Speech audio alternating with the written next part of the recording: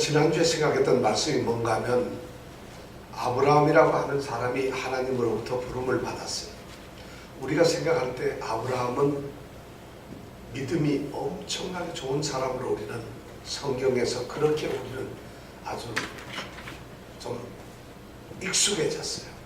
그런데 이 12장 1절에 부름을 받는 순간에는 절대 아브라함은 믿음이 있었던 사람이 아닙니다. 하나님께서는 셈족의 후손 중에서 이 데라라고 하는 우상 숭배자의 아들인 아브라함을 부릅니다. 이 부르는 곳이 어디냐면 갈대아 우르라고 하는 곳인데, 여기가 바로 바벨론 문명, 우리가 잘 아는 바벨탑을 쌓았던, 니무롯이 바벨탑을 쌓았던 바로 그 고장이었습니다.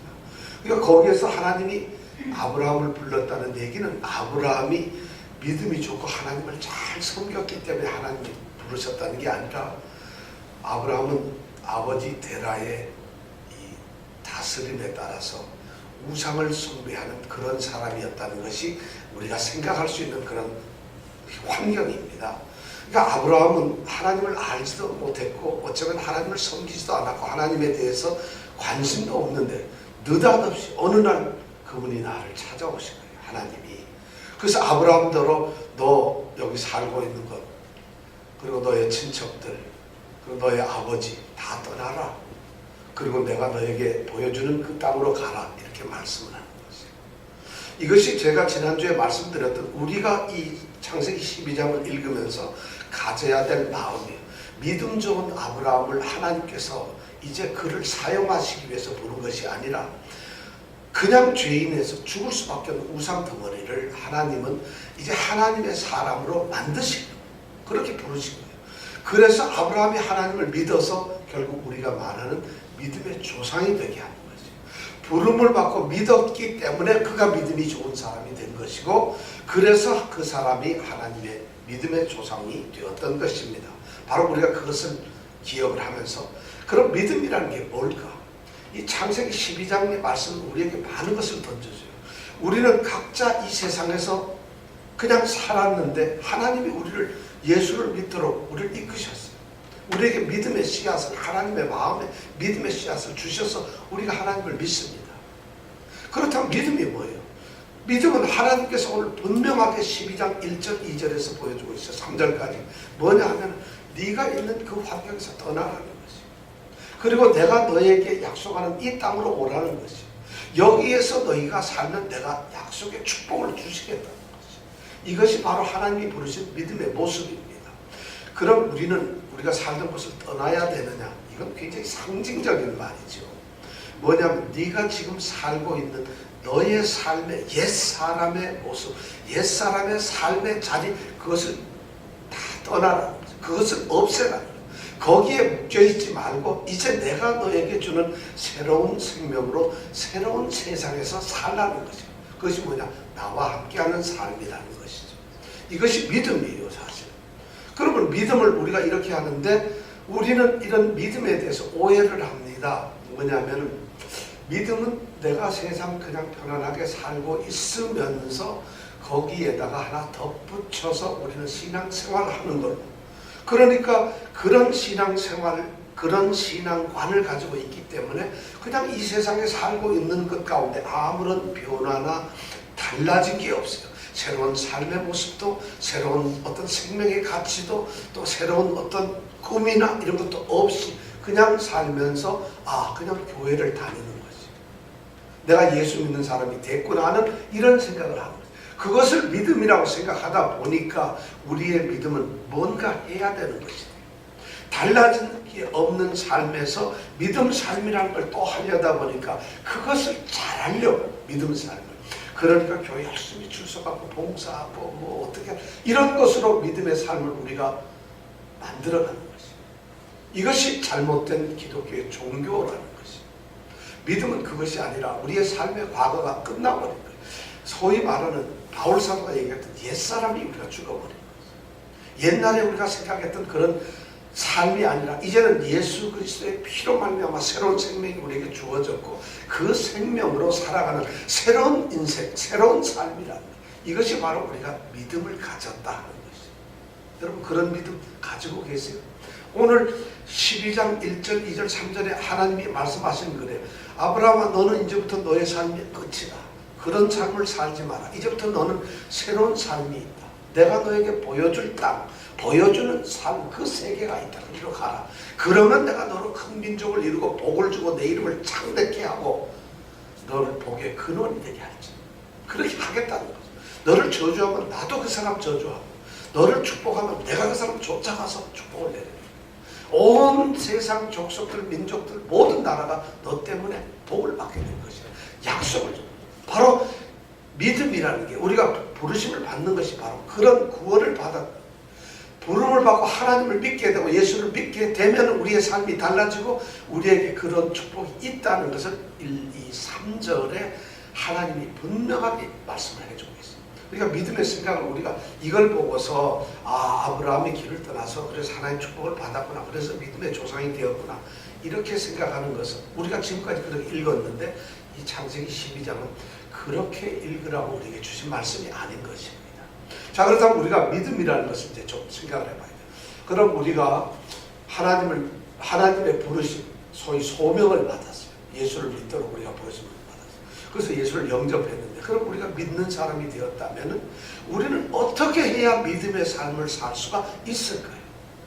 아브라함은 지금 구체적으로 보면 아브라함이 그 땅을, 그 친척을, 그 부모를 떠나서 지시할 땅으로 가라니까 아브라함이 움직였어요.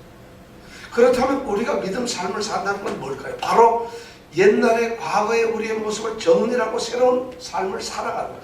과거에 우리는 죽어버렸어요. 우리는 이 세상에 존재하지 않는 사람들.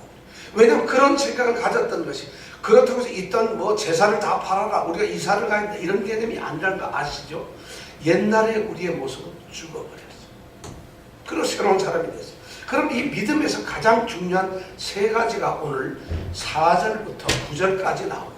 자, 그럼 4절부터 9절을 우리가 읽으면서 도대체 믿음으로 산다는 것이 무엇일까 하는 것을 오늘 말씀 가운데서 우리가 보기를 원합니다. 4절부터 9절 우리 함께 읽겠습니다.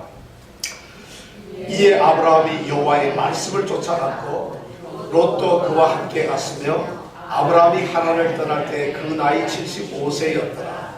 아브라함이 그 아내 사레와 조카 롯과 하란에서 모은 모든 소유와 얻은 사람들을 이끌고 가나안 땅으로 가려고 떠나서 마침내 가나안 땅에 들어갔더라. 아브라함이 그 땅을 통과하여 세겜 땅 모래 상수리 나무에 이르니 그때 가나안 사람이 그 땅에 거하였더라. 여호와께서 아브라함에게 나타나 가라사대 내가 이 땅을 내 자손에게 주리라 하신지라. 그가 자기에게 나타나신 여호와를 위하여 그곳에 단을 쌓고 거기서 베델 동편 산으로 옮겨 장막을 치니 서는 베델이요 동은 아이라. 그가 그곳에서 여호와를 위하여 단을 쌓고 여호와의 이름을 부르더니 점점 남방으로 옮겨 갔더라. 이 말씀을 통해서 우리가 믿음이 뭔가를 우리가 한번 생각을 해봐요. 본토 친척 아비집을 떠나라는 하나님의 말씀을 듣고서 아브라함은 떠납니다. 그리고 즉시 떠났어요. 이에 떠났는데 믿음의 첫 번째가 뭐냐면 아브라함이 여호와의 말씀을 쫓아갔고, 여기에 핵심이 있어요. 여호와의 말씀을 쫓아갔다는 것입니다. 여러분, 쫓아갔다는 말은 어떤 일을 당해서 그 일, 고난이든 어떻든 뭔가 주어져서 그걸 보고 전진해서 앞으로 갔다는 이런 말입니다. 이 쫓아갔다는 말이. 그럼 쫓아갔다는 건 여기에 중요한 핵심적인 두 가지 이 요소가 있어요. 하나님의 말씀, 여호와의 말씀을 쫓아갔다는 이 말은 뭐냐면 우선 하나님이 말씀이 있어야 되겠죠. 말씀이 들려야 되고 우리에게 대한 어떤 부르심이 있었어요. 그럼 그 하나님이 지금 1절, 2절, 3절에서 축복의 말씀, 부르심의 말씀, 명령을 하셨단 말이에요. 그러면 그 말씀을 쫓아가기 위해서 첫 번째 있어야 되는 것이 뭐냐면 그 말씀에 대한 믿음이 있어야 돼요. 하나님께서 약속하신 축복이 정말 내게 주어지겠구나 하는 믿음. 하나님께서 이렇게 가라고 하셨으니까 이 말씀을 내가 지켜야겠다는 믿음. 믿음이라는 것이 이 부름에서 첫 번째가 뭐냐면 그 말씀을 믿는 것이에요. 그것을 신뢰하는 것이에요. 하나님을 내가 신뢰한다. 왜냐하면 그 말씀을 믿는다는 것은 그 말씀을 하신 그분을 믿는 것이죠. 그분을 신뢰하고 의지하고 그분에 대해서 모든 것을 의존하는 이런 것을 우선 첫 번째 믿음이라는 거예요. 그럼 우리가 믿음 생활합니다 하면 이 얘기는 뭐냐면 우리가 뭔가를 하려는 것이 아니라 우리가 지금까지 믿었던 모든 것이 다 놓여지고 우리를 부르신 그 하나님 예수님한테 모든 것을 믿어버리는 거죠. 의지라는 거죠. 의존. 이것이 믿음의 첫 번째. 자, 그럼 우리는 거기 우리가 여러분 믿음을 한번 잘 생각해요. 여러분 예수 믿습니까? 하나님 믿어요, 여러분? 아니, 난 믿어요. 근데 뭘 믿어요? 믿습니다 하는데 뭘 믿어요, 우리가? 믿음이라는 건 그분에게 전적으로 의지를 하는 것이. 집안의 살림살이, 건강, 아픈 거, 돈 버는 거, 뭐 모든 문제에 대해서 왜냐하면 그분을 믿는 것이 의지라는 거예요. 우리가 그 전까지는 야 그래도 돈이 있어야지 하고 저축했어요. 야 그래도 집이 있어야 집도 사고 했어요. 그런 것이 우리가 있었다면은 지금 믿음의 사람들에게서 그가 의지하고 신뢰하는 가장 중요한 것은 바로 하나님이에요. 근데 그분이 말씀하셨으니까 그 말씀이 그대로 내게 이루어지고 그 말씀대로 될 것이라 그 말씀은 틀림이 없다는 것을 우리가 믿는 것이죠. 그럼 믿고 나면 그때서부터 우리가 믿음이 생기는데 그렇게 믿었다고 의지한다고 해서 그것이 믿음이 아니라 두 번째 일어나는 것이 뭐냐, 믿음과 항상 따라가는 것이 뭐냐, 순종이에요.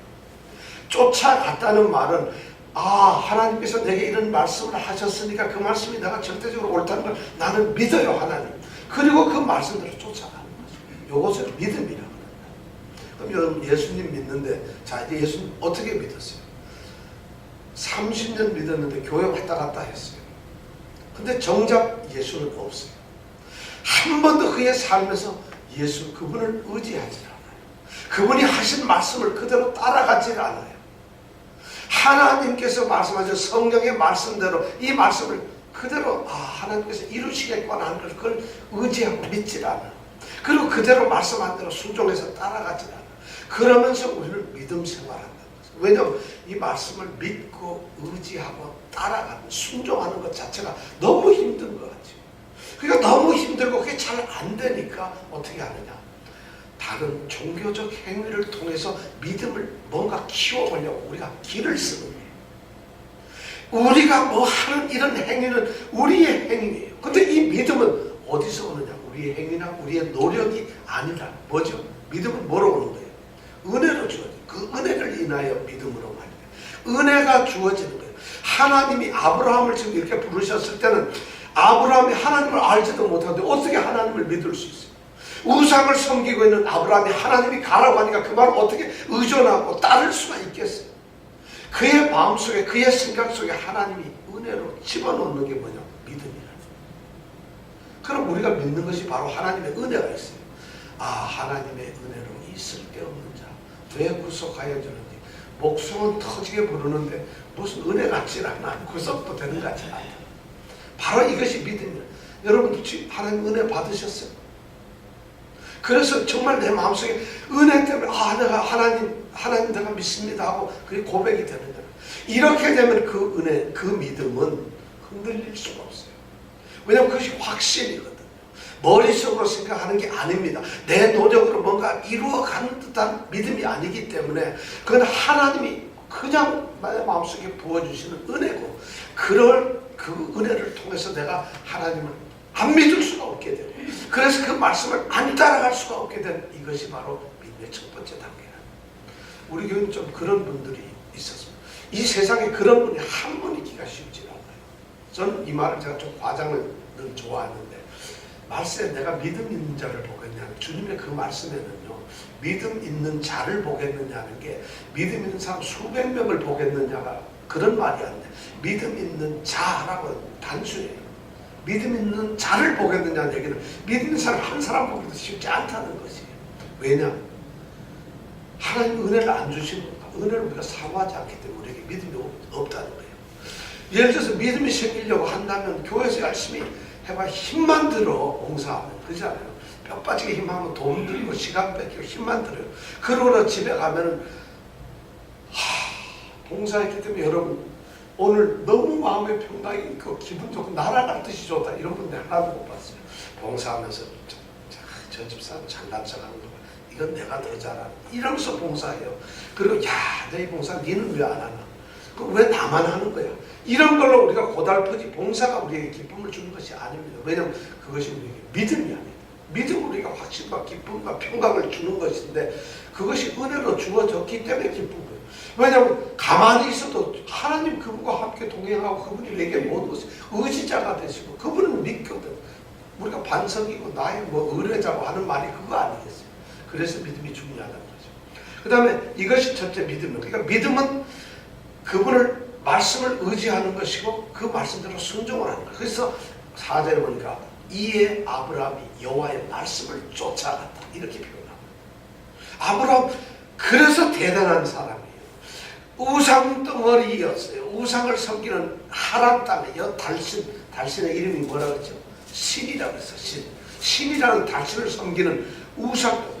오죽하면은 이 사라라고 하는 여자 이름이 뭐냐면 달의 신의 이 딸이라는 의미로 공주라는 의미예요.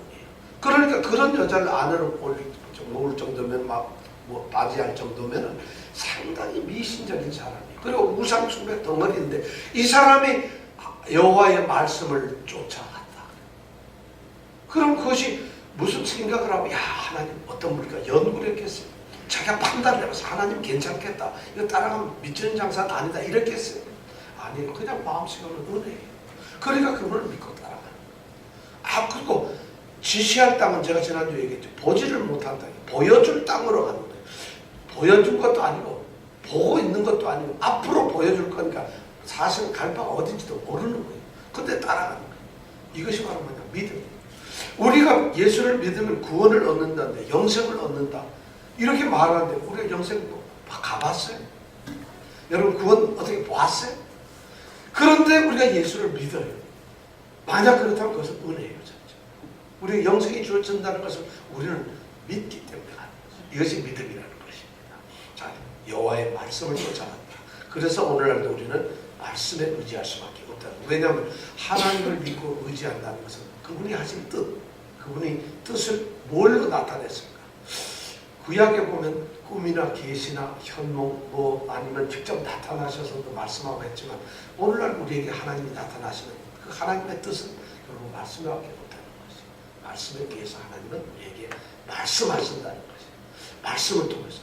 그런데 이 말씀을 통해서 말씀하시는 것조차도 다 모르면서 하나님 말씀하시옵소서 하는 것은 내가 다 말했다. 이렇게 하나님은 말씀하고 있다는 거죠. 말 다 했다는데도 또 말씀하시옵소서. 그러니까 그 사람은 하나님을 모르는 거죠, 사실은. 자, 말씀을 우리가 하는 것이죠. 자, 두 번째 우리가 중요한 것은 이렇게 순종을 하려면 힘들어요. 왜냐하면 우리가 지난주에 쫓아가기 위해서 가질 수 있는 장애물들이 많다고 했죠. 이 사람 나이가 75세예요. 가진 게 많았어요. 그리고 가나안 땅 사람들이 거기 살고 있어요. 그리고 이미 성공한 사람이에요. 그리고 아내와 여러 사람을 데리고 가면 낯선 땅에서 힘들다. 이런 장애물이 있었지만 결국은 우리가 하나님을 믿기 때문에 의지하기 때문에 그분 말씀을 따라가는 거죠. 그 다음에 두 번째 우리가 이 믿음에서 중요하게 생각할 수 있는 게 뭐냐면 우리가 7절에서 이제 여호와께서 아브라함에게 나타나서 가라사대 내가 이 땅을 내 자손에게 주리라 하신지라. 세겜 땅에 도착했을 때 하나님께서 또 나타나요. 여기에 보면 하나님이 나타나시는데 이 하나님이 아브라함에게 나타나 이렇게 돼 있어요. 이번에 성경에서 이 나타나라는 이 단어가 뭐냐면 실제 하나님이 나타났다는 거지. 야, 하나님이 나타났다면 아브라함 하나님을 봤을까 못 봤을까? 여러분 봤을 것 같아요? 못 봤을 것 같아요? 그러니까 하나님은 못 보죠. 볼 수가 없죠. 나타나서. 근데 성경은 나타났다. 그러다 보니까 성경학자들은 몸으로 나타나시는 분은 성자 예수님밖에 없어요. 그래서 이때 아마 예수님이 나타나셨을 거다 이렇게 해석을 하는데 하여튼 나타났어요. 근데 이렇게 하나님이 직접 사람에게 나타난 게 창세기 보면 6번이 나타나요. 근데 아브라함에게 3번 나타났어요. 그리고 아브라함의 아들 이삭한테 2번 나타났어요. 그리고 이삭의 아들 야곱에게 몇 번 나타났겠어요? 1번. 그러면 야곱의 아들 요셉한테는 몇 번 나타났어요? 1번도 안 나타났어요. 그러니까 아브라함에게 3번, 이삭에게 몇 번? 2번, 야곱에게 1번. 그리고는 하나님이 나타났다는 표현이 없어요. 쉽게 말해서 하나님의 모습이 드러났다는 게 없다는 거죠. 그리고 모세한테 가서 등 뒤를 잠깐 보여줘. 너는 나의 등 뒤에서 나만 봐라. 이런 모습 한 번 딱 있고 그런 건 없어요. 하나님 본다는 게 쉽지 않죠. 하여튼 그런데 하나님이 나타났어요. 이 말씀은 뭐냐면 지금 아브라함이 하나님의 말씀을 쫓아갔어요. 말씀을 쫓아간다는 것은 하나님이 말한 것을 쫓아가는 거예요. 하나님이 말씀을 쫓아간다는 건 하나님이 함께 있다는 거예요. 왜냐하면 말씀을 쫓아간다는 얘기, 말씀을 들어야 되니까 말씀을 듣는다는 건 함께 있다는 거잖아요. 그래서 가나안 땅에 들어갔더니 하나님께서 함께 하셨던 하나님이 나타나셔가지고 아브라함에게 말하는 게 뭐냐면 내가 이 땅을 내 자손에게 주리라. 야, 여러분 좋아요 안 좋아요? 저는 이 말 들으면 안 좋아할 것 같아요. 왜냐하면 나한테 땅을 줘야지 누구한테 주는 거예요? 내 자손한테 준다는 거예요. 아니 하나님이 나를 부를 때 어떻게 보면 내가 내게 지시한 땅으로 내가 뭐 명예를 주고 무슨 이름을 높여주고 축복은 다 왕창해서 그래서 그 말 믿고 딱 따라갔는데 딱 나타나서 하시면 딱 들어가서 세겜 땅에 갔더니 하나님이 내가 이 땅을 내 자손에게 주리라. 어차피 자손도 이 땅을 가지려면 앞으로 수백 년이 걸려요 사실은. 이게 뭐냐면 하나님께서는 약속의 그 땅을 소유권을 이제 인정을 해주시고 이거 너의 땅이라고 인정을 해주시는데 그 소유권만 가지고 있다 보지 실제로 내가 소유하고 점령하는 건 한참 뒤에요. 하나님이 소유권을 인정하셨지만 그 소유권을 쟁취하는 것은 우리에게도 필요하다는 것이죠. 그래서 하나님이 그런 약속을 하셔가지고 자손에게 줘요. 그렇게 하고 난 다음에 아브라함이 했던 게 뭐냐면은 7절 거기에 보니까 가라사대 내가 이 땅을 내 자손에게 주리라 하신지라 그렇게 말씀을 하니까 그가 자기에게 나타나신 여호와를 위하여 뭐라는 그곳에 단을 쌓았다. 그리고 8절에 가보면 거기서 베델 또 옮겨가가지고 그 끝에 보면 그가 그곳에서 여호와를 위하여 단을 쌓고 믿음의 두 번째 삶이 뭐냐면 아까 의지하고 순종하는 것이 믿음의 첫 번째라면 두 번째는 뭐냐면 하나님을 위한 삶을 사는 거예요. 예배를 드리는 이 제사의 삶을 사는 예배의 삶을 산다는 것이 하나님께 단을 쌓았다는 얘기예요. 여기에서 단이라고 하는 말은요 굉장히 중요한 말이에요. 희생 제물을 드리려고 한다는 거죠. 자기 자신이 하나님 앞에 희생 제물이 되겠다는 이런 고백이에요. 단을. 근데 이스라엘 이 창세기라 그렇고 전부 뒤에 성경을 가만히 읽어보면 이 단을 쌓는데 굉장히 중요한 거죠. 이스라엘의 이 선조들 말이죠. 이 믿음의 족장들 이분들은 남이 쌓아놓은 이미 존재한 제단에다가 제사를 드린 적이 없어요. 성경을 보면 제단을 쌓을 때 보면요. 이쪽에 가보면 가나안 땅에는 우상을 섬기는 사람들이 있으니까 이미 단을 쌓아놓은 게 있는데 그걸 뺏어가지고 거기에 단을 쌓지는 않았어요. 반드시 자신들이 새롭게 단을 쌓았어요. 이게 중요한 거예요. 이스라엘 땅에 가서 반드시 자기가 쌓았다. 그리고 그 다음에라도 떠났다가 다시 오면은 자기네들이 쌓았던 단에서만 제사를 드렸다, 예배를 드렸다는 거예요. 또 두 번째 하나는 뭐냐면 이 제단을 쌓는데 이 사람들은 다른 땅에서는 제단을 쌓았잖아요. 하나님이 약속하신 이 가나안 땅 외에서는 예를 들어서 이분들이 저기 아람 땅을 점령했기 때문에 거기다가 여호와의 단을 쌓고 애굽 땅을 쳐들어가서 거기를 이겨가지고 거기에 단을 쌓지 않아요. 여호와를 위한 단은 오직 한 군데서만. 어디서? 바로 약속의 땅에서. 이것이 이스라엘의 철칙이에요. 그러다 보니까 이런 약속을 하다 보니까 약속의 땅에서 이들이 제단을 쌓았다고 그리고 거기에서만 예배를 드린다는 게 뭐냐면 그 하나님께서 약속의 땅이라는 하나님이 주신 하나님의 은혜의 축복의 어떤 영역이잖아요. 거기에서만 그들은 하나님을 예배했다. 이 얘기는 뭐냐면 하나님과 함께 삶을 산다는 거죠. 그러니까 예배를 이 단을 쌓았다는 거예요. 그런데 이 단을 보면 두 번을 쌓아요. 두 번을 쌓는데 이 단은 물론 우리가 여기에서 보면 이 아브라함은 하나님께서 이제 이 땅을 무사히 도착하게 하셨기 때문에 감사도 했고 또 앞으로 이 땅을 제가 잘 지키겠습니다 하는 어떤 결단의 그런 제단을 쌓았지만 이건 뭐냐면 그런 의미가 아니라 하나님이 나타나서 약속을 하고 이것이 너의 땅이라고 하니까 비로소 거기에다가 제단을 쌓는 거예요. 하나님이 말씀 안 하면 예를 들어서 6절에 보면 아브라함이 그 땅을 통과하여 세겜 땅 모래 상수리 나무에 이르니 그때 그러면 이르렀다면 우리가 생각할 때는 하나님이 말씀하신 그 땅이니까 내가 세겜 땅에 왔으니까 단을 쌓아야 되겠구나. 제일 먼저. 그렇잖아요. 제일 먼저 단을 쌓는데 단을 안 쌓아요. 근데 7절에 가서 여호와께서 아브라함에게 나타나서 내가 내게 약속한 이 땅을 내 자손에게 주리라 하고 비로소 그 땅이 자신에게 넘어오는 땅, 하나님의 약속의 땅이 되고 나니까 비로소 단을 쌓는 거예요. 이게 굉장히 중요한 말이에요.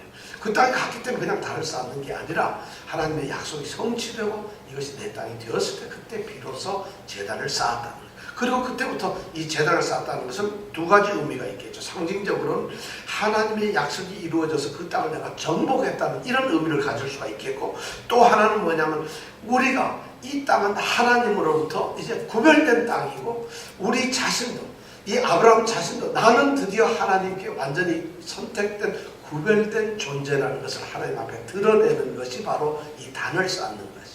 그러니까 믿음의 첫 번째는 아까 믿고 의지하는 것, 두 번째는 하나님 중심의 하나님의 사람의 삶을 살아가는 것, 이것이 바로 믿음의 모습이에요. 그럼 우리의 믿음의 모습은 어떠냐? 세상에 살지만 우리가 구별된 삶을 사느냐, 세상에 살지만 세상을 이겨내는 삶을 사느냐, 세상에 살지만 우리의 삶의 가치 중심이 하나님이냐, 이것이 중요한 거죠. 이것이 안 되면 믿음 생활 아니에요. 할 일 다 하고 나서 하나님은 그냥 나를 도와주는 뭐예요? 헬퍼, 나의 보조자, 내가 부르면 오는 요술 램프 같은 사나이, 이런 존재가 하나님이 되어버리면 안 된다는 거예요. 하나님이 삶의 전 존재적으로 내가 바쳐야 될 우리 삶의, 내 삶의 중심이 되고 그가 나의 목적이 되고 내 삶의 방향이 되는 그런 때가 되었을 때 그것이 바로 신앙이라는 거예요. 그러니까 신앙의 두 번째는 바로 예배 삶이 되는 것이고, 그 다음에 세 번째 삶이 이제 중요한 거지. 세 번째, 그럼 우리가 믿음으로 산다 하는 것이 도대체 뭘까요? 믿음으로 산다. 그것을 가만히 보면 여기에 중요한 것이 있어요.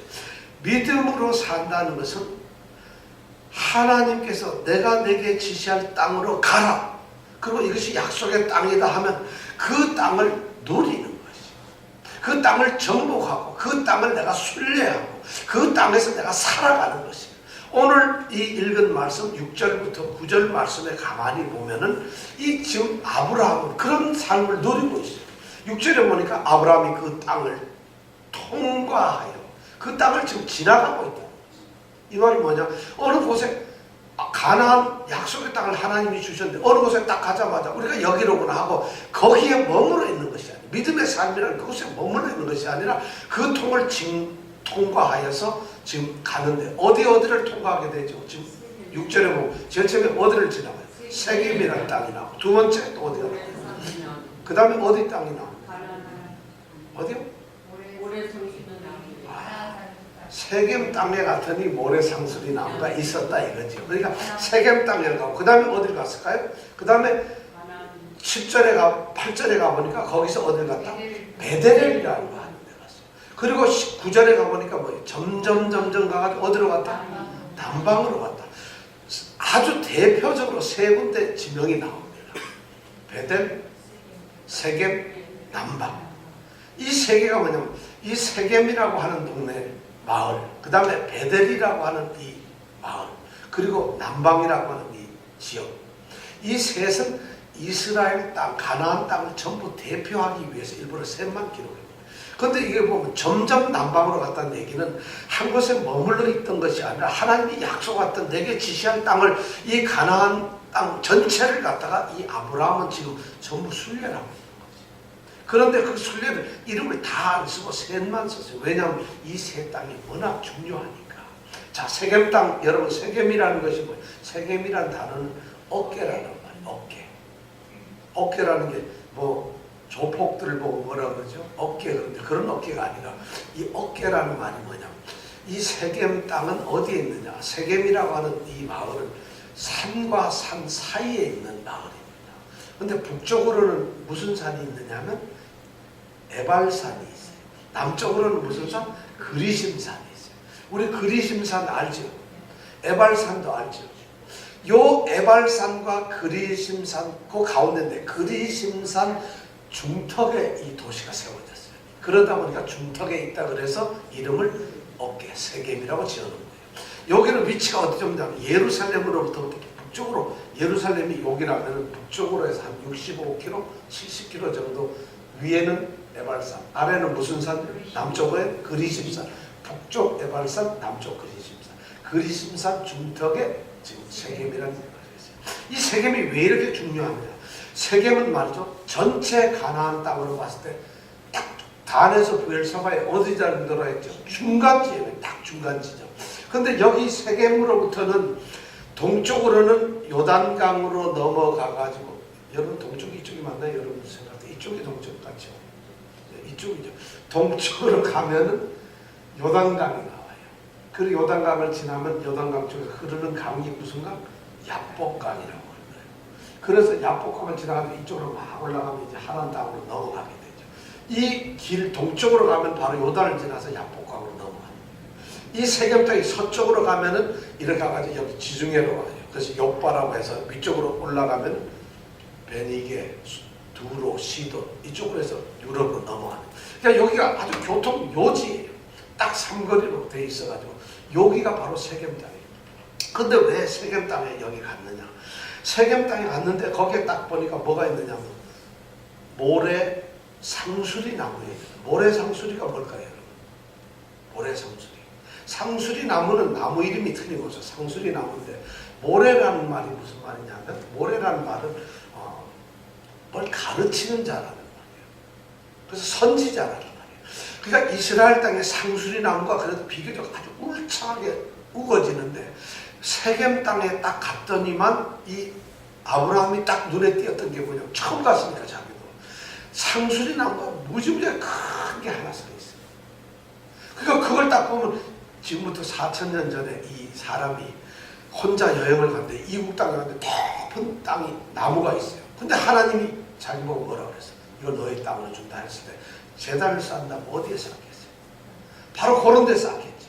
바로 모래라는 말은 선지자 또는 가르치는 자라는 말인데, 아마 가나안 땅의 사람들도 그 상수리 나무 아래서 신에게 계시를 받고 또는 백성들을 가르치는 선지자가 아마 거기에서 활동을 했던 것 같아요. 그래서 모래 상수리 나무. 상수리 나무가 아주 이 구약 성경에 보면 굉장히 유명한 곳인데, 바로 거기에서 제단을 쌓는 거예요, 이 사람이. 그런데 이 세겜 땅이 앞으로 얼마나 유명해지느냐 하면, 나중에 보면은 야곱도 이 세겜 땅을 반드시 가요. 그 야곱이 세겜 땅에 도착했을 때 언젠가 하면은 야곱이 저기 하란 땅에 가가지고 외삼촌 라반 집에서 뼈 빠지게 20년 고생해가지고 아내를 2명 얻죠. 그리고는 내려오죠.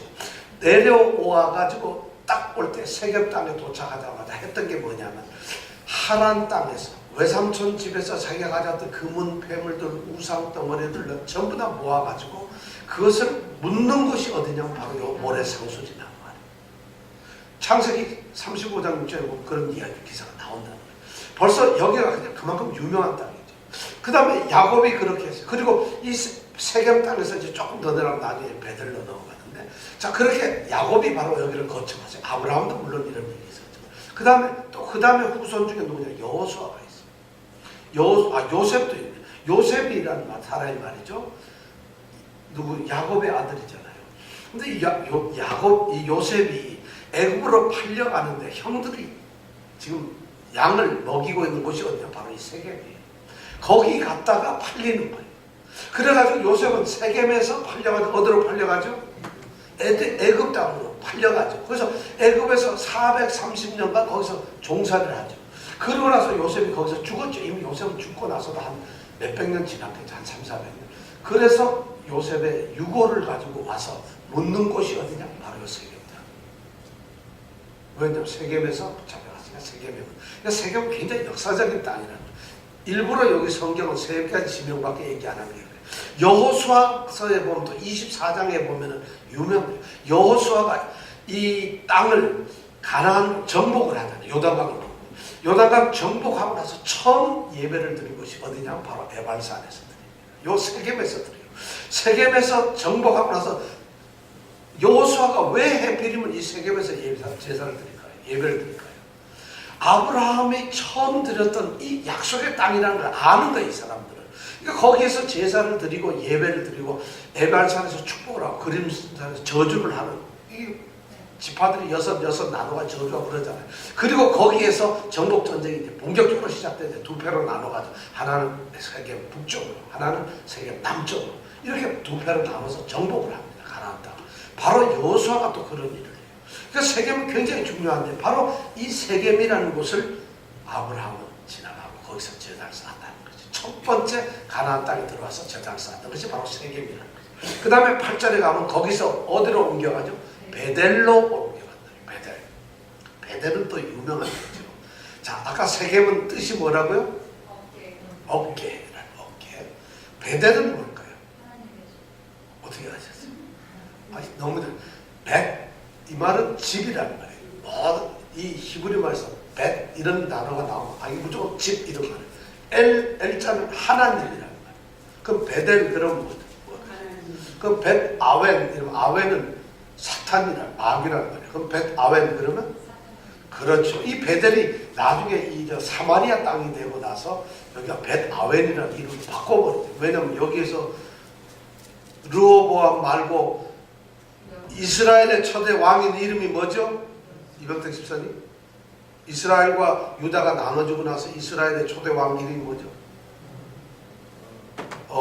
어가 아니고 여로보암이죠. 그렇죠. 예. 이건 이병택 집사님이 꼭 외웠던 거예요. 제일 잘 외우고 했어요.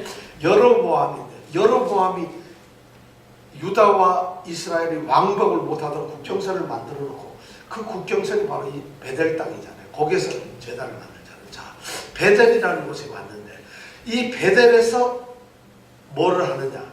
베델과 아이 그 사이에다 베델에다가 또 이제 제사를 지내죠. 거기다 단을 만들죠. 그리고 거기에서 하나님의 집 본래 베델은 동네 본래 이 마을 이름이 뭐였냐? 루스라고 했어요. 루스. 그런데 이름을 베델로 바꾼 겁니다. 누가 바꿨을까요? 야곱이 바꾼 거예요. 우리는 이 베델이 바로 이제 아브라함이 거기에다가 단을 쌓고 여호와를 위하여서 단을 쌓고 거기서 뭐를 했다고 해서 여호와의 이름을 어떻게? 여호와의 이름을 불렀다 이렇게 됐어요. 8절에 보면 여호와의 이름을 불렀다는 건 무슨 뜻일까요? 여호와 이랬다는 건가요? 드디어 찬양을 하고 기도를 하고 공적으로 예배를 드렸다. 여호와의 이름을 불렀다. 하나님의 이름을 부른다. 이것은 하나님 하는 것이 아니라 하나님을 예배한다는 거잖아요. 하나님 바로 여기서부터 공적인 예배를 드렸던 거예요. 이것이 그러니까 베델이 굉장히 중요해요. 베델은 이 여기에서 한 40km 정도 돼 예루살렘에서는 한 15km 정도 올라가는 바로 그러니까 베델보다 좀 아래에 있는 데죠. 맞아, 세겜보다도. 근데 이 베델이라는 데는 우리가 잘 아는 대로 야곱에게는 굉장히 중요한 거죠. 야곱이 형 에서를 도망가다가 왜냐하면 파축 사건이 있었잖아요. 그리고는 죽을까봐 도망가니까 그 엄마가 리브가가 너 외삼촌 집에 도망가서 거기서 살아라 해서 도망을 가다가 그냥 맨 땅에서 누워가지고 피곤해서 누웠던 땅이 바로 베델이에요. 거기서 돌베개를 맸던 것이 바로 베델 땅이에요. 거기서 뭘 봤어요? 돌베개를 베고 자는데 뭐가 나타났죠? 갑자기 사닥다리가 하늘로부터 이렇게 쫙 나오더니 천사들이 사닥다리를 타고 오르락. 이게 창세기 이제 34장, 35장 이제 가면 우리가 또 배우게 될 겁니다. 미리 제가 예고편을 보여드립니다. 오르락하는 걸 보는 거예요. 자, 그러니까 이 베델이라는 땅을 거기서 그걸 이제 보게 되죠. 그리고 나서는 이 또 어떻게 되냐? 나중에 올 때도 보면은 20년을 하란 땅에서 살고 두 아내 라헬과 레아를 데리고 아들 11명을 데리고 지금 내려와가지고 그때 또한 머물고 살던 것이 바로 베델이에요. 거기에서 하나님을 만나서 거기에서 또 다시 일을 하죠. 그래서 거기서 이름도 이스라엘로 짓게 되는 거죠. 근데 이 야곱도 말이죠. 야곱이 어떤 일을 했는가 하면 바로 이 베델이라고 하는 곳에서 자기의 새로운 삶을 시작했던 거죠. 그러니까 베델이라는 땅은 굉장히 역사적이고 여호수아도 나중에 이 베델에 와요. 이 베델 땅은 반드시 거쳤거든요. 그래서 세겜과 베델 이 땅은 아주 중요한 땅이에요. 그 다음에 어디 갔느냐 보니까 점점 남방으로 오겠다. 이 남방이라고 하는 게 이 남방이라는 게 남쪽이다 이런 뜻이 아니라 남방이라고 하는 게 지역 이름이에요. 우리로 말하면 이 히브리어로 네게브라고 그러는데 네게브 이게 뭐냐면 남방이라고 하는 어디 지명인데 가데스바네아라고 하는 정탐꾼 10명을, 12명을 보낸 적이 있었죠. 광야에서 나와가지고. 그것이 가데스 바네아라는 것인데, 거기서부터 북쪽으로 올라와가지고 거의 예루살렘 더 내려와서 헤브론 정도, 헤브론 밑으로, 그 다음에 가데스 바네아 위로, 이 일대는 사막지대입니다. 근데 거기를 이스라엘 백성들은 네게브라고, 통칭해서 그 넓은 지역을 네게브라고 해요. 그러면 아브라함이 네게브를 갔다면 사막 지역에 왜 갔겠어요? 그것이 하나님께서 약속한 내게 지시할 땅이었기 때문에 그 땅을 전부 순례했다는 그런 의미 때문에 지금 점점 남방으로 갔다는 것이에요. 남방으로 갈 이유가 없어요. 베델도 좋고 세겜도 좋은데, 거기가 훨씬 살기가 좋은데도 이 유목민인 아브라함이 갔던 이유는 지시할 땅을 주기 때문에, 그 땅을 완전히 정복하고 자기가 누려야 되기 때문에 바로 그렇게 순례를 하는 것이에요. 믿음이라는 게 바로 뭐냐면, 우리가 약속했던, 하나님께서 우리에게 약속을 하고 축복을 하시고 하나님이 믿는 자에게 주시고자 약속했던 그 약속들을 누리는 것이 믿음이라는 거죠. 믿는 사람이 그걸 못 누리고 있어요. 믿는데, 여러분 믿죠? 예수 믿습니다. 그럼 예수님을 믿게 되면 우리에게 영생이 있어야 되죠. 영생은 뭐예요? 하나님과 또 예수님과 우리가 함께 있는 것이, 동행하는 것, 그분을 알고서 그분과 교제를 하는 것, 이것이 영생이에요. 그러면 믿음을 가진 사람들은 그것을 누려야 되는 거예요. 가나안이 약속의 땅이라면 이 아브라함은 그 땅을 전부 다 섭렵을 하고 그걸 갖다가 자기가 누려야 되는 것처럼, 믿음은 똑같이 이렇게 누려야 된다는 것을 우리에게 상징적으로 얘기해주고 있는 거예요. 그래서 일부러 이 세 개 지명만 얘기를 하고, 이것은 아브라함이 점점 해서 세겜에서 베델로, 베델에서 남쪽인 이 네게브까지, 남방까지 간다. 이 남방 안에 들어가 있는 유명한 도시 2개 얘기하라면 헤브론. 헤브론은 어떤 땅이에요? 바로 나중에 다윗이 왕국을 세우고 왕이 된 땅이 헤브론이에요. 그 다음에 그 밑에서 더 내려가면, 거기서 한 40km 내려가면 어디 있냐? 우리가 잘 아는 부엘세바. 이거는 정영욱 집사님이 잘 알아요. 단에서부터 어디까지? 부엘세바. 예. 그게 단에서부터 부엘세바. 이게 바로 유대인의 전체 땅, 가나안 땅인데, 단, 제일 꼭대기 단, 부엘세바. 이 땅을 아브라함이 지금 섭렵을 했다. 순례자가 됐다. 믿음으로 주신 약속을 마음껏 누리고 살았다. 이런 의미로 이렇게 이제 새 지명이 나오는 것이. 이해가 되셨어요? 그러니까 이 창세기 12장 1절에서 9절까지는 믿음에 대한 그런 청사진을 하나님께서 우리에게 보여주시는 게 다 나와요. 그 다음에 10절부터 이제 넘어가가지고 20절까지는 우리가 잘 아는 해프닝이 하나 나오죠. 어떻게 됐느냐. 자, 우리 10절부터 한번 읽어, 10절 한번 읽어볼까요? 10절 한번 읽어봐. 시작.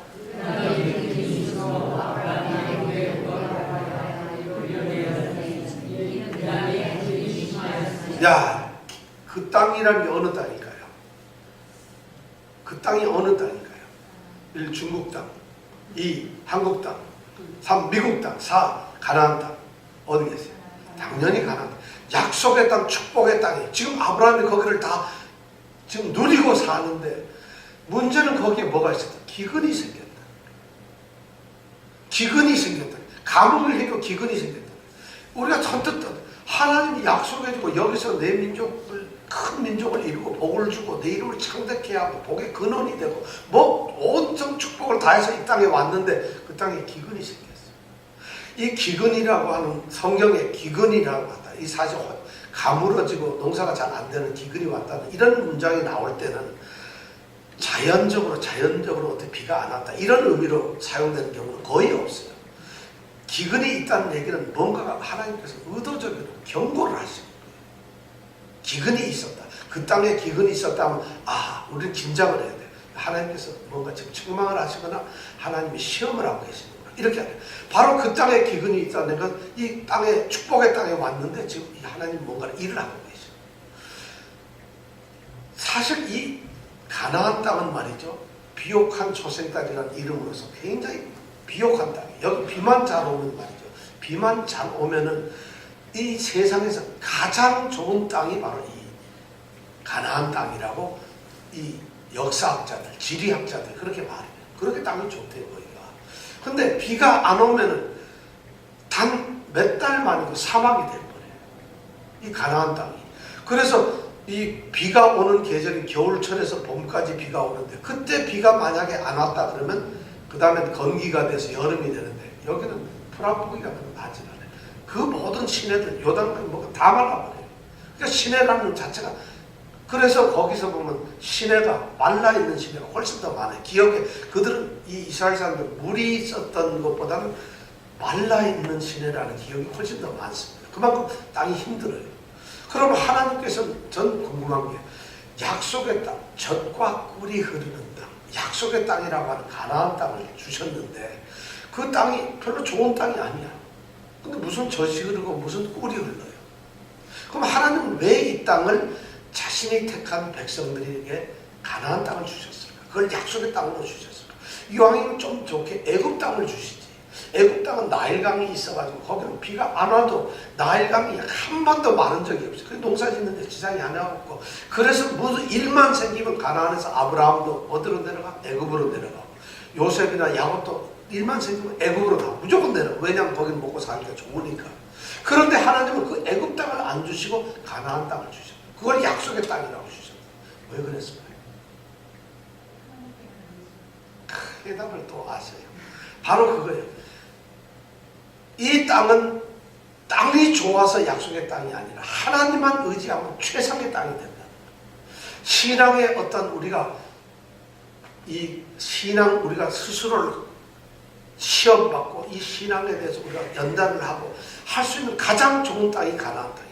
하나님께서 비를 주셔야만 여기는 풍족한 땅이 되는 거예요. 그렇기 때문에 가나안 땅에 그 비가 안 내리고 이럴 때는 하나님께서 뭔가 메시지를 주시는 거예요. 그래서 가나안 땅을 주신 이유는 하나님은 이 땅은 가장 좋은 땅이지만 나를 의지할 때만 내가 너희들과 함께 있을 때만 가장 좋은 땅이라는 이런 의미로 해서 가나안 땅을 주셨던 거예요. 자, 근데 여기에 가뭄이 있었으니까 아브라함이 어디로 가겠어요? 당연히 어디로 가겠어요? 갔죠. 애굽으로 내려갔어요. 근데 애굽에 딱 내려갔는데 11절에 보니까 애굽 국경쯤 이르렀을 때 이 아브라함이 사건이 하나 있어요. 11절에 보니까 그가 애굽에 가까이 이를 때에 그 아내 사레에게 말을 합니다. 뭐라 하냐면 내가 알기에 당신 너무 아름다워. 근데 12절에 보니까 애굽 사람이 당신 너무 예뻐서 보면은 어떻게 하겠어요? 근데 너무 예뻐서 너무 예쁜데 근데 옆에 남자가 있어. 누구요? 그랬더니 남편이요. 그럼 나를 죽이고 뺏어갈 것이다. 이 얘기를 하는 거예요. 너무 이쁘니까 그래서 뭐라고 하냐면 자 그렇게 되면 난 당신 때문에 죽어요. 그러니까 그게 하지 말고 아내를 하지 말고 내 여동생이라고 하자. 그러면은 저 사람들이 나를 죽일 이유가 없지 않냐. 이렇게 국경 앞에서 이런 이제 명령을 누구한테 하냐? 사라한테 한다. 이렇게 좀 해주세요. 그럼 당신 때문에 나도 살고 당신도 좋고 당신은 좋을 일이 없지만 나는 좋죠. 사니까. 지금 그런 일을 합니다. 가나안 땅을 벗어나가지고 애굽 땅을 가면서 가뭄 때문에 이 기근 때문에 피하면서 지금 거짓말을 하는 거예요. 그래가지고 내려갑니다. 자 내려갔는데 딱 그 땅에 들어갔더니만 애굽 땅에 있는 왕 바로가 있는데 바로의 신하들이 새로운 이상한 사람이 하나 딱 왔는데 보니까 둘이 오고 뭐 양들도 많이 있고 종들도 많은데 딱 보니까 야 여자가 진짜 이쁘거든. 누가 이뻤다고요? 사라가 이뻤어. 그 사라가 이뻐가지고 왕한테 가서 막 칭찬을 늘어놓는 거예요. 이렇게 이쁜 여자 내가 태어나고 평생 처음 봅니다. 그러니까 바로가 너무 좋으니까 알아봐라. 그랬더니 누구냐 했더니 누구라고 그랬겠어요? 여동생이다. 그러니까 그래 그럼 어떻게 하겠어요? 지금 그래서 자기를 어떻게 보면 여기 보니까 나중에 15절에 보니까 바로의 대신들도 그를 보고 그 사라를 보고 바로 앞에서 칭찬하니까 그 여인을 바로의 궁으로 취하여 드립니다. 아내로 만들어 왕들의 궁으로 딱 들어버린 거예요. 여러분 이거 어떻게 되겠어요? 거기서 하루만 살았을까요? 내가 보기엔 몇 달은 좋게 살았을 것 같은데 그러면 아브라함은 목숨을 부지했어요. 다행히. 그런데 16절에 보니까 바로가 그를 인하여 바로 그 사라가 후궁이 됐기 때문에 후궁을 된 걸로 인해서 아브라함을 후대를 해서 여기 보니까 야 양과 소와 노비와 암수 나귀와 약대를 그냥 막 선물로 주는 거예요. 왜 주겠어요? 여동생을 줬으니까 그 집안에 폐물을 준 거예요.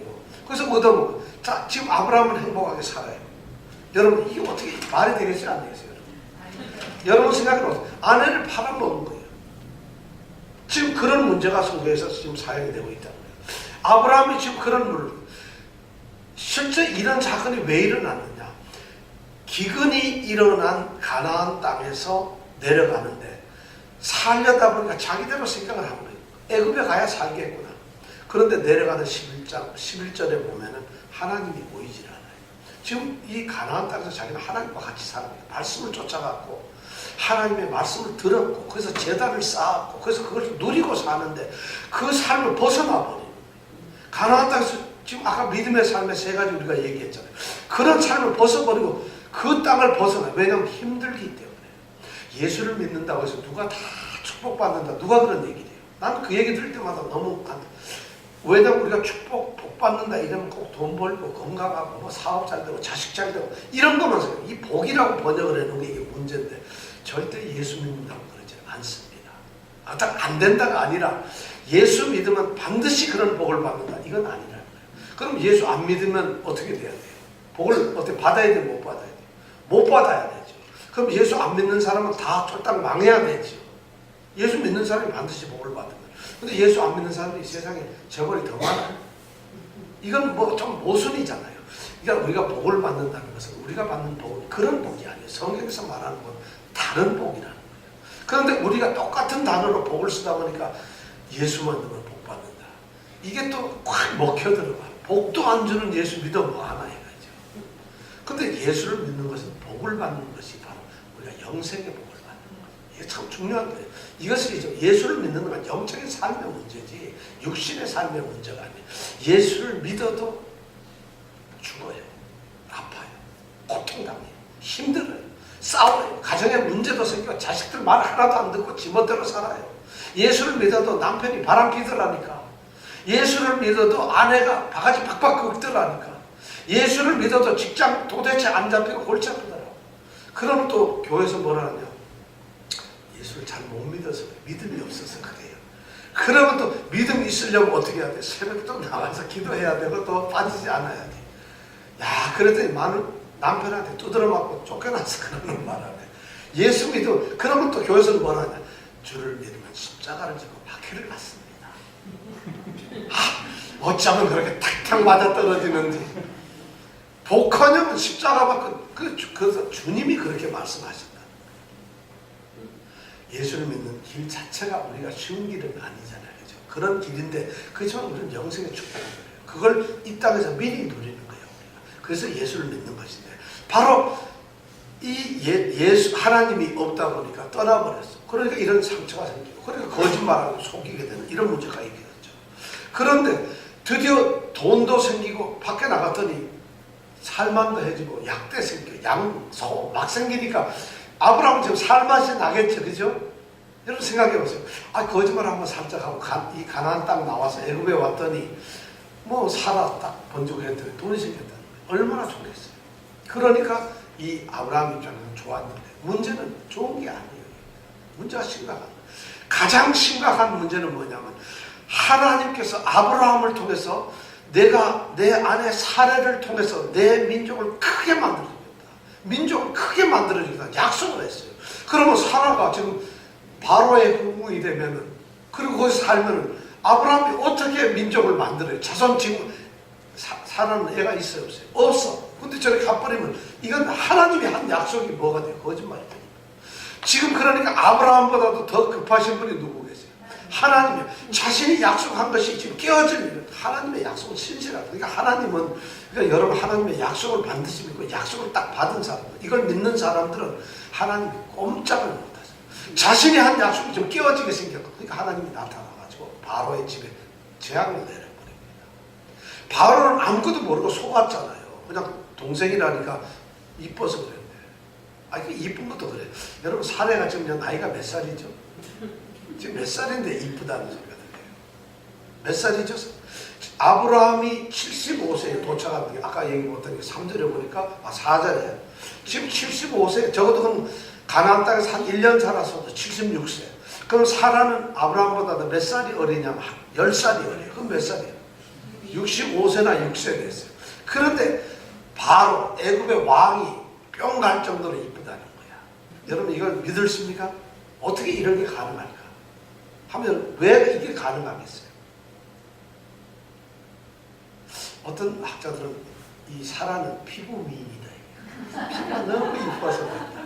어떤 사람들은 그게 아니고 사라는 왜냐면 그런 얘기 하는 이유가 뭐냐면 애굽 사람들은 좀 아프리카 쪽 계통 사람이라서 얼굴이 까무잡잡한데 이 그나마도 중동 쪽에 사라가 딱 하니까 아주 뽀얀 여자가 거의 반해버렸네. 65세 분이 그렇게 막 뽀얀 거야. 어느 정도 된가. 그 다음에 또 재미난 거는 그게 아니고 지적으로 이렇게 좀 아주 뭔가 덕목이 있어서 우아한 그런 멋이다. 내가 뭐 애도 못 낳아서 고민도 아프고 끌려다니는데 뭐가 그렇게 우아할까. 그런데 이름으로 봐서 사라가 공주란 말이야. 그러면 갈대아 우르나 여기에서 아마 유지 집안이에요. 왜냐면 데라가 유지였으니까. 거기 데라 집안 아니에요. 이복 동생이니까. 굉장히 유지. 그러니까 내가 뭐 대단한 여자였을까 틀림없는데 그랬을까 진짜? 이뻤을까요? 어때요? 근데 실제로 아름다웠을까? 어때요? 여러분 생각은 어때요? 65세가 아름다워. 여러분 그러니까 희망을 가지세요. 희망을 가지시라고. 근데 실제로 아름다웠는지 어떤지 기록에 보니까 아름답게 되어 있어요. 1947년도에 고대 두루마기를 하나 발견했어요. 사해, 이 애국 땅 사해 옆에 동굴들이 많잖아요. 거기에서 아주 고대의 두루마기를 하나 발견했는데 거기에 보니까 사라에 대한 인물평을 해놓은 글이 하나 있어요. 내가 읽어드릴게요. 그녀의 머리털은 매우 곱고 아름다웠으며 그녀의 눈과 코는 사람을 유쾌하게 만들 정도로 맑고 잘생겼으며 그녀의 얼굴은 전체가 환히 빛난다. 그녀의 피부는 온통 하얗고 너무나 사랑스러웠다. 그녀의 팔은 보기에 매우 아름답고 그녀의 손은 완벽하게 매끄러웠고 그녀의 손바닥은 매끈했으며 손가락은 모두가 길고 세련되었다. 그녀의 다리는 너무도 아름다웠다. 결혼식을 올리는 신부들이 아무리 아름답다고 할지라도 그녀와 견줄 수는 없었다.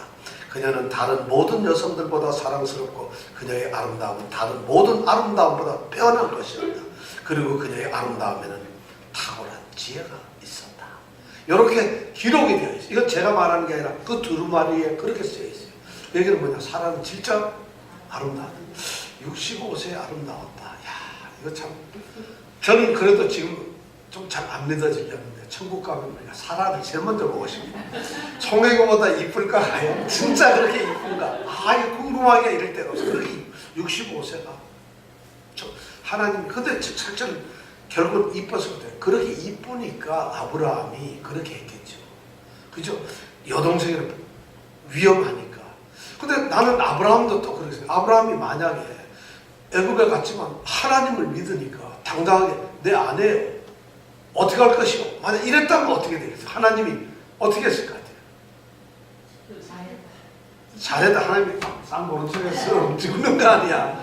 자, 이거 굉장히 어려웠을 텐데 굉장히 어려운 건데 하여튼 사라는 그렇게 해가지고 후궁에 들어갔는데 하나님이 해가지고 뽑아내요. 그래가지고 결국 사라는 거기서 나오고 그리고 이 사람들은 많은 것을 얻고서는 어디로 가요? 다시 가나안 땅으로 돌아가죠. 그것이 상당한 시간이 걸려서 돌아갑니다. 그래서 갑자기 오히려 가가지고 거부가 됐어요. 이게 뭐냐? 이 성경에서 얘기하는 거 거짓말했다 이런 것이 중요한 것이 아니라 그것을 하라는 잘했다 이런 것이 아니라 창세기에서 지금 이런 얘기 10절부터 20절까지 하는 얘기는 뭐냐면 1절부터 9절까지의 믿음의 사람 부른 사람이 하나님이 약속을 하면 어떤 경우에도 하나님은 그 약속을 지키신다는 걸 보여줘요. 비록 아브라함이 실족을 했고 아브라함이 그렇다고 해서 하나님을 떠난 건 아니다. 실족을 했지만 그러나 하나님께서 그것조차도 용서하시고 거기에서 복을 내려가지고 피해서 도망가서 먹고 살려고 간 그 땅에서 오히려 제사를 더 불을 지어서 넉넉하게 하니 하나님은 더 복을 주셨다. 하나님 끝까지 책임지신다는 것을 기록을 해놓는 거예요. 12장 2절 3절에 내렸던 그 하나님의 축복은 앞으로 믿는 사람에게는 영원토록 하나님은 그 약속을 지키신다. 이것을 들려주기 위해서 우리에게 이것을 기록을 하고 있는 거예요. 그런데 이렇게 많은 재산이 생겼는데 문제가 생겨요. 13장에 가면 그 재산이 문제가 생겨요. 야, 그러니까 이게 그렇게 좀 불이하게 좀 옳지 않게 생긴 재물들은 문제가 많네. 무슨 문제가 생기느냐? 너무 재산이 많아지니까 아브라함과 롯이 한 곳에서 비즈니스를 할 수가 없게 됐어. 그러니까 그때부터 나눠지게 되는 거예요. 싸우게 된다는 것이죠. 그 다음 주에 우리가 얘기하기로 하고 창세기 12장에서 믿음이 뭔가를 우리가 분명히 깨닫기를 원합니다. 믿음이 뭔가? 자, 우리가 그 생각하면서 함께 기도하면